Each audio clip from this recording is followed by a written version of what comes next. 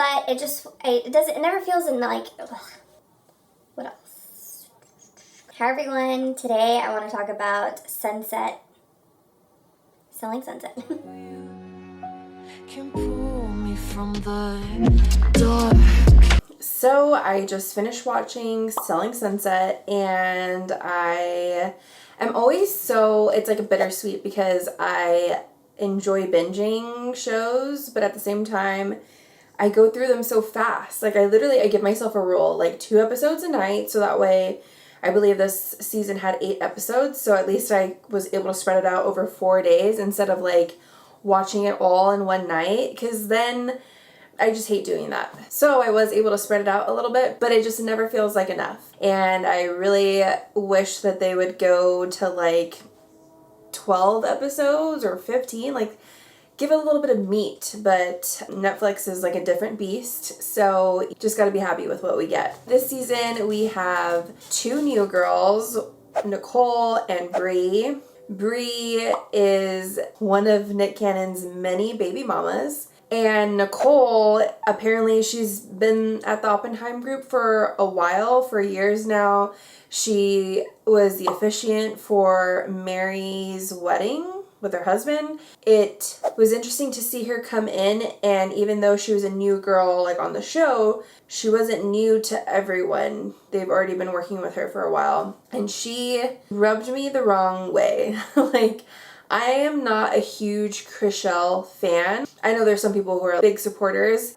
Like in the whole Chrishell versus Christine feud, I was definitely like, I liked Chrishell more. Christine just always came off as like such a bitch. So it was nice to see Chrishell like in a different way this season without Christine there, and she definitely was feeling very confident. Like, she went pretty hard for Nicole. I guess behind the scenes, what the issue was there was that her and Nicole were friends. Like, they were chill. Like, they like hung out and stuff like that. And so it caught Chrishell off guard when Nicole came on, and like immediately her storyline was going at Chrishell. And I thought that first fight that they had at Chelsea's open house was so like kind of out of pocket. The fact that Nicole is upset because Chrishell took credit for that sale, but Chrishell's like, but I didn't cash the check. Like, usually regardless of who does what and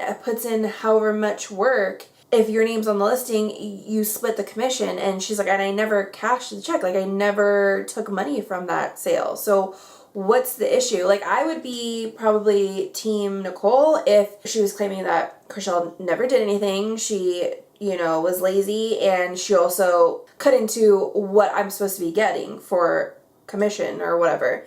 But it's not even that. It definitely seems like she's just trying to make a fight, like Chrishell says, like have her moment. And it seemed like maybe she thought that Chrishell was going to be an easy target, and she's like, honey, not this season, not today, Satan. And she like didn't let her. Chrishell was like, you're being a bitch, and I will fucking something. So she never said fucking bitch, but later on when Nicole like retells the story, she's like, she was calling me fucking bitch and blah blah and being like very unprofessional.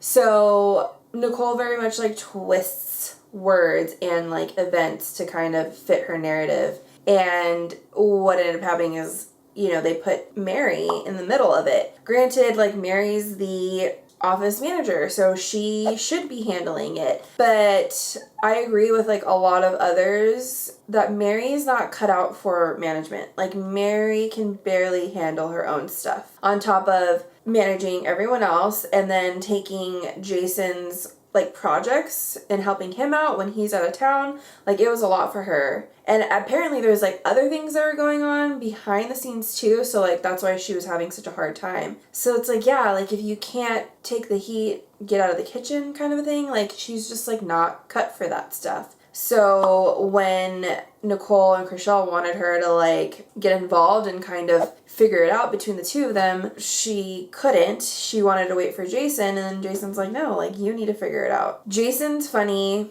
You know, he's dating a 20-something-year-old, 24-year-old or whatever, and he's in love, and he leaves for Europe for 3 weeks and kind of leaves the whole office in a lurch, and everything goes to hell while he's, you know, gallivanting with his girlfriend. And lo and behold, just recently this week, it came out that they broke up. So after 10 long months, it's like, surprise, surprise. Like, that guy just needs to just date around and don't announce, don't like make a big deal over these girls, because obviously they're not gonna last. But yeah, he kind of does his own thing, and so then the girls all go after each other. There's a feud between Bree and Chelsea. Like, Chelsea is very much against, or like doesn't understand Bree's lifestyle, like how she chooses to be in a relationship and have children. She's like, as a Christian woman, I just don't understand it and I can't condone it. And whereas like I get it, like I'm Catholic, so like I would never have a relationship the way Brie has her relationship, but if she's happy, if she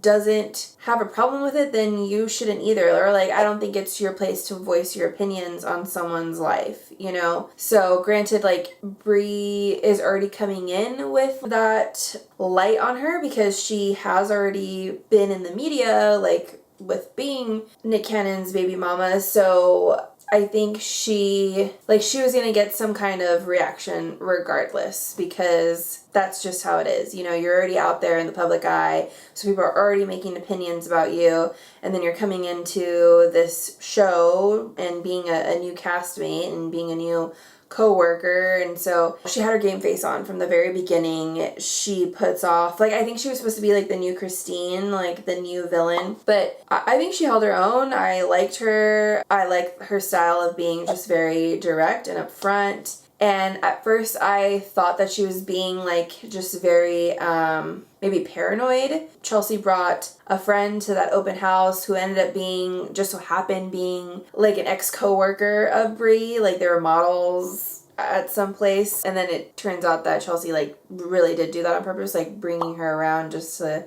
ruffle some feathers. So that was kind of shady. So yeah, they started off on the wrong foot, and they were just never able to recover that. And then they go off to their girls trip in Palm Springs, and that's where like things get crazy. Essentially, Chrishell calls out Nicole for being a crackhead. No, for being cracked out is, I think, the actual term that she used. Basically, she was saying that Nicole was just like acting really weird, and she's seen her like on mushrooms and stuff before, apparently like at Mary's bachelorette or something like that. So she was just like, I'm not going to engage with you when you're being like a fucking weirdo. Like, go calm down and then we can have like an actual conversation. But everyone was just like at that dinner table was like, oh shit, like, Chrishell, you really went there, girl. And Nicole took such offense to it. She like ran off. She was crying to Mary, and Mary, I think she actually did well in that part where she was like trying to console Nicole, because she was like, yeah, that's fucked up, like no one should ever do that. But at the same time, you were coming for her, like you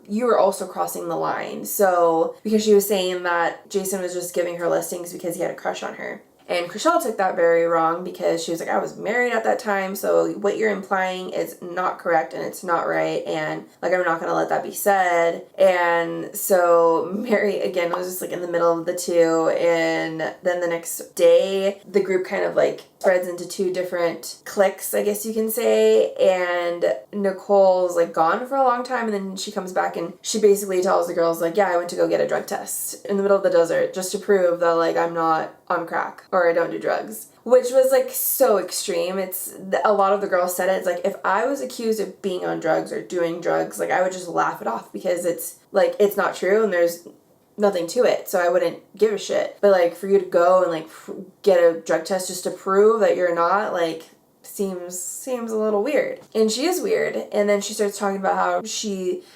sought legal counsel and, you know, potentially defamation. I don't know, all this stuff. So then people started getting freaked out. Mary in particular, she's like, this is all wrong. Like, I don't even want to know about this, because now that puts me in an even worse position. So it was an interesting girls trip. And then Chelsea and Heather, don't get along because Chelsea's kind of running back to Brie and telling her like the shit that Chelsea's saying about her. And like in her mind, she's trying to be a good friend to her new friend Brie, but then Chelsea's like kind of hurt because she's like, we've known each other for longer. I thought we had a friendship, and now you're putting this new girl like over my feelings. Like now that makes me feel some type of way, which I can agree. And what was funny, like Heather was pregnant the whole time, and don't get me wrong, I love pregnant women. I loved being pregnant. Like when you have your baby bump and it's like, you know, it's your first baby and you just feel so cute. You just want to show it off. But like, oh my God, I felt like she was just going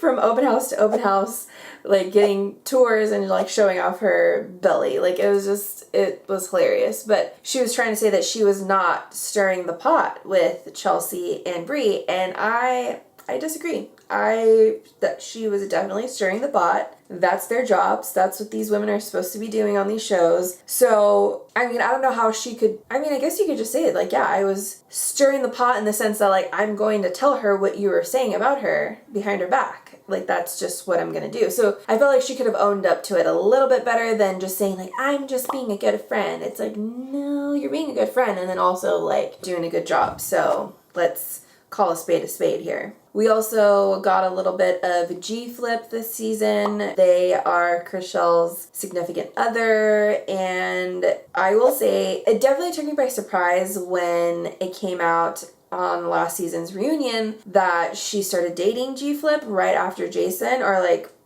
kind of close between Jason and her, and I definitely thought that it was like just a rebound or like a midlife crisis almost, but they've been together for a long time and they actually just got married recently and they look really happy together. They are a really cute couple, and you know, again, like whatever floats your boat. And I just thought it was interesting to see G-Flip on Selling Sunset and seeing their personality a little bit and getting to know them a little bit better. And I thought that was a nice touch to kind of show Chrishell's like personal life. And that kind of led into the finale when she has a talk with Mary and she's basically telling her like, I'm not fully here. Like I'm not giving my all to this right now. Like I'm very happy in my personal life and I kind of want to see where that goes, and G-Flip is getting ready to go on tour and I'm kind of just thinking that I want to go with them and take a little break from work or maybe work on the road. Like basically saying that, you know, she feels just very confused in the sense of like she doesn't know what she wants to do. And Mary, I think that kind of hurt Mary's feelings. She was expressing how she was having a hard time throughout the season and, you know, they were disagreeing about Jason's condo. Basically like where the condo's located, like it's the price that he's asking for doesn't call for it, but in his mind and because of all the work and everything he knows that went into it, he's like pricing it really high. But the other realtors are being realistic and they're like, I get it, you're emotionally attached to this listing, but let's be realistic. And that's what Chrishell was saying, that it's probably priced a little too high and she's not going to push or try to sell something that she doesn't feel like very confident about. So Mary was just taking it hard. That conversation that she had with Chrishell, it just didn't really go well, and then Chrishell walks away and that's essentially like how the season ends. So I think that the next season is going to be coming pretty quickly. I really enjoyed it. Yes, everyone was making fun of them for just like going all out because they're wearing like these full-on like gowns, but then also they're also showing like their boobs and under boobs and side boobs and like, but it's just like, yeah, very much like, whoa, you guys are going all out for this stuff. But it is nice to see all of the fashion and the makeup and hair and whatnot. I mean, it's obviously a reality show that has to do with real estate, but there's not a whole lot of real estate going on. It's just, you know, these multi-million-dollar homes that are just, it's wild to think that people can afford those, like, no problem. So we'll see what next season is going to be like. I think they did really well without Christine. I think it's going to continue to be entertaining. Let me know what you guys thought about Selling Sunset in my comments down below. And if you're into reality TV, check out my other videos on my channel. I talk about Bravo shows like Vanderpump Rules and Housewives of New Jersey. So I would really appreciate you hanging out a little bit more. And I hope to catch you in my next video. Bye. Can pull me from the dark.